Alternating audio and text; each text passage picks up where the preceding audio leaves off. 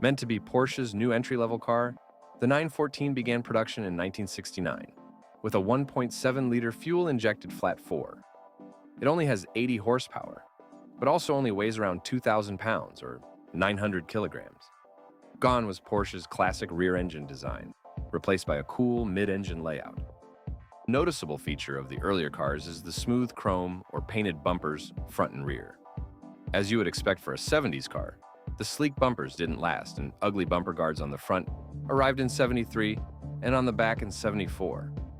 The worst was yet to come, however, and for the last 2 years, in 75 and 76, the bumpers were replaced entirely with big, ugly rubber monstrosities. Many owners have put their cars back to the earlier style for obvious reasons. Now let's talk about the motor. The reason this car is the black sheep of the Porsche family.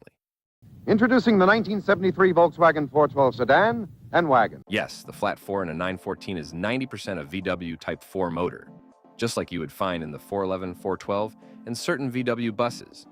They've even got the VW stamping on them.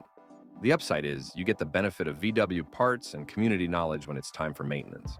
The car started out with a 1.7-liter engine, making 80 horsepower. In 1973, a 2-liter 4-cylinder engine became available as an option, making 99 horsepower. In 74, the 1.7 base engine was replaced with a 1.8, giving the car another 5 horsepower. If you want to spend a lot more money for not a lot more power, you can buy a 914-6. These cars have a 2-liter flat-6 engine from a late 60s Porsche 911. These cars also have flared fenders, bigger brakes, different gear ratios, and some other peculiarities. They are also several times more expensive than the 4-cylinders versions, all for another 10 horsepower. Over the years, many of these cars have been modified with 914-6 GT-style wider fenders. The aftermarket is full of reproductions in either steel or fiberglass. To make the change requires a lot of work, and if you are looking at a car with these, be sure to pay close attention to the quality of the bodywork. Now that the cars are 50 years old, there's a few things to look out for when purchasing one.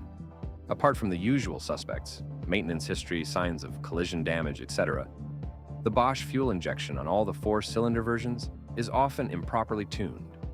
Pay attention to an overly rough, idle, or uneven acceleration, as this could be a sign that the system needs work. While it's not complicated by modern standards, parts and knowledge aren't as easy to find as with the rest of the engine. Many 914s have been swapped to carburetors for this reason. Secondly, and most importantly, these cars have what is referred to as the 914 hellhole. Poor design and 50 years of time have caused a spot below the battery, just in front of the right rear tire, to be especially prone to severe rust, which can compromise the structure of the car. Before buying, check it.